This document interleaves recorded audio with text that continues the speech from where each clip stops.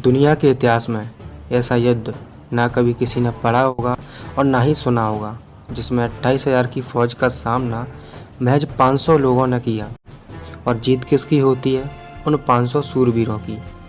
ये युद्ध भीमा कोरेगांव का युद्ध के नाम से जाना जाता है। लेकिन भारतीय जातिवादी इतिहासकारों ने इस युद्ध और उन 500 शूरवीरों की वीरता को कहीं कोई जगह नहीं दी। इसका कारण था कि वे 500 सैनिक जाति से अछूत और महार रेजिमेंट के सिपाही थे। इस युद्ध के क्या कारण थे, ये युद्ध क्यों हुआ, तो ये तो मैं आपको बता ही दूंगा। लेकिन उससे पहले चैनल को सब्सक्राइब जरूर करें और बेल आइकॉन दबा ही दें, ताकि हमारी वीडियो की नोटिफिकेशंस आपके पास सबसे पहले पहुंचे। ये बात उन दिनों की है जब पेशवाई शासक अछूतों पर अमानवीय अत्याचार करते थे। भेदभाव के शासन काल में यदि कोई ब्राह्मण सड़क पर चल रहा है तो वहाँ अछूत को चलने की आज्ञा नहीं थी, ताकि उसकी छाया से वह भ्रष्ट न हो जाए। अछूत को अपनी कलाई में या गले में निशानी के तौर पर एक काला धागा बांधना पड़ता था, ताकि वो लोग भूलकर स्पर्श ना कर बैठें और अछूत ना हो जाएं। पेशवा की राजधानी पुणे में अछूतों के लिए राजाज्ञा थी कि वे कमर में झाड़ू बांध कर चलें, ताकि चलने से भूमि पर उनके पैरों के निशान ना बन जाए और उनको झाड़ू से मिटाते जाएं, ताकि कोई ब्राह्मण उनके पद चिन्हों पर पैर रखने से अपवित्र ना हो जाए। अछूतों को गले में मिट्टी की हांडी लटकाकर चलनी पड़ती थी, ताकि उसको थूकना हो तो हांडी में ही थूके, क्योंकि अगर उसने किसी रास्ते पर थूक दिया और किसी ब्राह्मण का पैर उस पर पड़ गया तो वो अपवित्र ना हो जाए। पेशवाओं के घोर अत्याचार के कारण महारों में अंदर ही अंदर असंतोष व्याप्त था। वे पेशवाओं से इन जुल्मों का बदला लेने के लिए मौके की तलाश में थे। जब महारों का स्वाभिमान जागा, तब पूना के आसपास के महार लोग पूना आकर अंग्रेजों की सेना में भर्ती हो गए, और इसी का प्रतिफल है कोरेगांव का युद्ध। महारों के अंग्रेजी सेना में भर्ती होने से पहले पेशवा को खबर भिजवाई कि महार समुदाय आपकी अमानवीय अत्याचारों से त्रस्त है और आज़ादी चाहते हैं, और अगर ऐसा नहीं करते हैं तो हम अंग्रेजी सेना में भर्ती हो जाएंगे और सम्मान की ज़िंदगी जिएंगे। पर पेशवा ने डायरेक्ट उन्हें आज़ादी देने से मना कर दिया। फिर वे अंग्रेजी सेना में भर्ती हो गए। अंग्रेजी सेना से पहले महार मराठाओं की सेना में थे, लेकिन बाजीराव द्वितीय ने अपनी ब्राह्मणवादी सोच के चलते महारों को अपनी सेना में भर्ती करने से साफ इनकार कर दिया।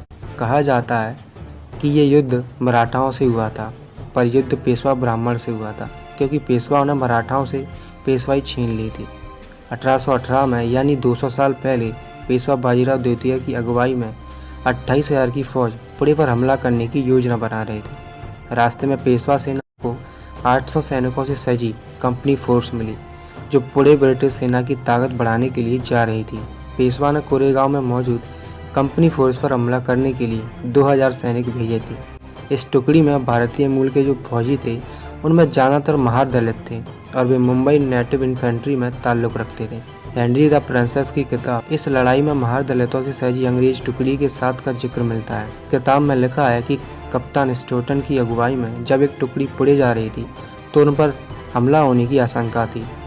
खुली जगह पर फंसने के डर से बचने के लिए इस टुकड़ी ने कोरेगांव में पहुंचकर उसे अपना किला बनाने का फैसला किया। अंग्रेजों की मुंबई नेटिव इन्फेंट्री में पैदल फौज अपनी योजना के अनुसार 31 दिसंबर 1817 की रात को सिरियूर गांव से पुणे के लिए रवाना हुए। उस समय उनकी फौज 2nd बटालियन 1st रेजिमेंट में मात्र 500 महार थे, 260 घुड़सवार और 25 तोप चालक थे। ये फौज 31 दिसंबर 1817 की रात में 25 मील पैदल चलकर दूसरे दिन सुबह 8 बजे भीमा नदी के किनारे जा पहुंचे।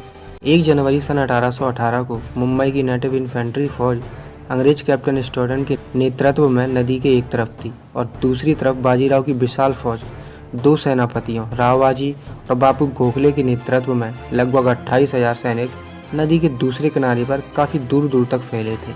1 जनवरी 1818 को सुबह 9:30 बजे युद्ध शुरू हुआ। पेशवाओं के अपमान से तमतमाए महार अपने सम्मान के लिए बिजली की गति से लड़े। अपनी वीरता और बुद्धि बल से करो या मरो का संकल्प के साथ समय समय पर वीर रचना बदलकर बड़ी कड़ाई के साथ उन्होंने पेशवा सेना का मुकाबला किया। युद्ध चल रहा था। उसी समय पेशवाओं की विशाल सेना को देखते हुए कैप्टन ने अपनी सेना को पीछे हटने के लिए कहा, लेकिन महार सेना ने कैप्टन के आदेश की कठोर शब्दों में अवहेलना करते हुए कहा, हमारी सेना पेशवाओं से मरेगी, पर उनके सामने आत्मसमर्पण नहीं करेगी और ना ही पीछे हटेगी। हम पेशवाओं को पराजित किए बिना हटने वाले नहीं हैं। ये हमारा आपसे वादा है। अंग्रेजी सेना तो पीछे हट गई, पर महार सेना कम संख्या में होते हुए भी सैनिकों पर टूट पड़ी और तबाही मचा दी। लड़ाई निर्णायक मोड़ पर थी। पेशवा सेना एक एक कदम पीछे हट रही थी। लगभग शाम के 6 बजे नदी के दूसरे किनारे पर पेशवा सेना को खदेड़ते हुए पहुंच गए। पेशवा सेना लगभग 9 बजे मैदान छोड़कर भागने लगी। इस लड़ाई में मुख्य सेनापति राव बाजी भी मैदान छोड़कर भाग गया, पर दूसरा सेनापति मैदान छोड़कर भागा तो महारों ने उसे पकड़कर मार डाला। इस प्रकार लड़ाई एक दिन और एक रात लगभग 9:30 बजे लगातार 12 घंटों तक लड़ी गई। इसमें महारों ने अपनी शूरता और वीरता का परिचय देकर विजय हासिल की। महारों की इस विजय ने इतिहास में जुर्म करने वाले पेशवाओं की पेशवाई शासन का हमेशा के लिए खात्मा कर दिया। जैसा कि मैंने पहले ही कहा है, जातिवादी इतिहासकारों ने इस युद्ध को कहीं जगह नहीं दी और यहाँ की जातिवादी मानसिकता वाले लोग इस महार और पेशवा फौजों के बीच जो युद्ध हुआ उसे विदेशी आक्रांता अंग्रेजों के साथ देखते हैं। ये तो तथ्यात्मक है ही, पर महारों के लिए ये लड़ाई अंग्रेजों के लिए नहीं बल्कि अपनी अस्मिता के लिए थी, क्योंकि अंग्रेजी सेना पेशवाई सेना को देखकर डरकर पीछे हट गई थी, पर महारों को अपनी आज़ादी चाहिए थी, जिन पर पेशवा शासक बड़ी क्रूरता से गुलाम बनाए हुए थे। वर्ण व्यवस्था के बाहर माने गए अस्पृश्यों के साथ जो व्यवहार प्राचीन भारत में होता था, वही व्यवहार पेशवा शासकों ने महारों के साथ किया। इन पेशवा ब्राह्मणों ने दलितों पर छुआछूत जबरन थोप दिया था। मराठा शक्ति के नाम पर ब्राह्मणों की पेशवाई थी। ये लड़ाई दरअसल उनके खिलाफ थी और महारों ने उन्हें हराया। ये मराठाओं के खिलाफ लड़ाई तो कतई नहीं थी। डॉक्टर कामले कहते हैं कि महारों और मराठों के खिलाफ किसी तरह का कोई मतभेद या झगड़ा था, ऐसा इतिहास में कहीं नहीं है। अगर ब्राह्मण छुआछूत खत्म कर देते तो शायद ये लड़ाई होती ही नहीं। वो कहते हैं कि मराठाओं का नाम इसमें इसलिए लिया जाता है क्योंकि ब्राह्मण पेशवाओं ने मराठाओं से पेशवाई छीनी थी। ये आखिरी पेशवा ताकत थी और ब्रिटिश उन्हें हराना चाहते थे, और उधर महार कदकाठी में बड़े ही बलवान थे जिन्हें ब्राह्मण गुलाम बनाए हुए थे। इसलिए ब्रिटिश फौज ने महाराव को साथ लिया और पेशवाई राज खत्म कर दिया। दिल्ली यूनिवर्सिटी के इतिहास के प्रोफेसर रतनलाल कहते हैं कि पुणे के पास भीमा नदी के तट पर उस दिन जो हुआ था उसका सिर्फ राजनीतिक और रणनीतिक महत्व नहीं था। उस दिन उस मैदान में सिर्फ अंग्रेज और पेशवा ही नहीं लड़ रहे थे, वहाँ जातिवाद के खिलाफ भी एक महासंग्राम हुआ था। आइए जानते हैं पेशवा और ब्रिटिश सेना कितनी थी और कौन इस युद्ध में शामिल हुए थे। पेशवा की सेना में 20,000 घुड़सवार, 8,000 पैदल सेना शामिल थी। इनमें से लगभग 200 पुरुषों को कार्रवाई में तैनात किया गया था, जो लगातार युद्ध के दौरान उस कंपनी के सैनिकों पर हमला करती थी। उसमें 600 सैनिकों के 3 पैदल सेना वाले दल थे। इन सैनिकों में अरब, गोसाई, मराठा शामिल थे। अधिकांश हमलावर अरबी थे जो पेशवा के सैनिकों के बीच उत्कृष्ट थे। और यहाँ ब्रिटिश सैनिकों में 834 पुरुष थे, जिनमें शामिल थे कैप्टन फ्रांसिस स्टॉटन की अगुवाई वाली मुंबई नेशनल इन्फेंट्री की पहली रेजिमेंट की 2री बटालियन के 500 सैनिक थे। इनके अलावा भी लेफ्टिनेंट और एडजटेड पेटिशन, लेफ्टिनेंट जॉन्स, सहायक सर्जन विंगेंट, लेफ्टिनेंट स्वानस्टोन के तहत करीब 300 मार्च सवार थे। 24 यूरोपीय और 4 नवासी मद्रास आर्टिलरी मैन जो 6-6 पाउंड वाले बंदूकों के साथ लेफ्टिनेंट चिसोल्म के नेतृत्व में सहायक सर्जन बाइली तोपखाने में एकमात्र अधिकारी थे। मूल पैदल सेना के सैनिक मुख्य रूप से महार थे।